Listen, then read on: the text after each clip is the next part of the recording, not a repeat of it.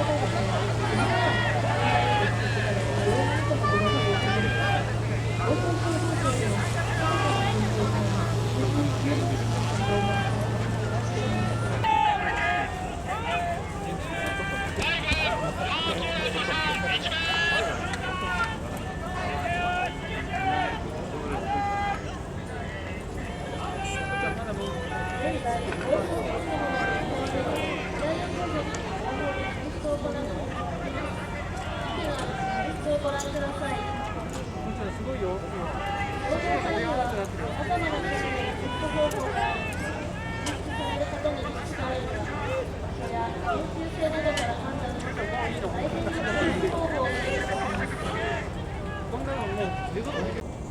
消防救助機動部隊、通称ハイパーレスキュー隊は阪神・淡路大震災を教訓に建物の倒壊や土砂崩れなどの大規模災害に対応し、消火、救助、救急活動が同時に行うという方法でどうやって救出します。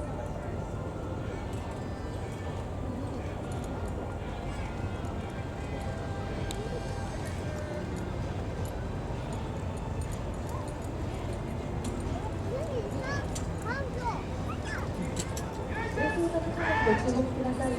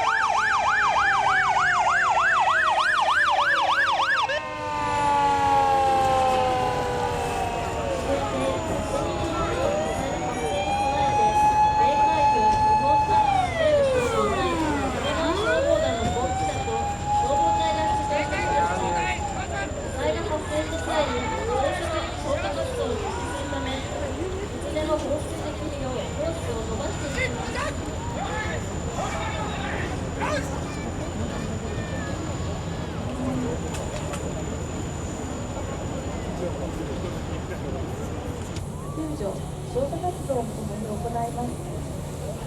本日は3000リットルのビルタンクを保有し、毎分4700リットルを放水できる化学消防車で応援に来てくれました。こ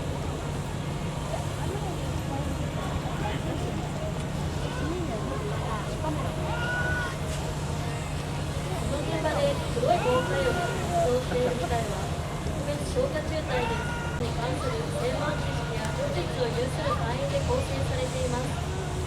この黒い防火は特別消火中隊の一周ですので、防災のために注目してください。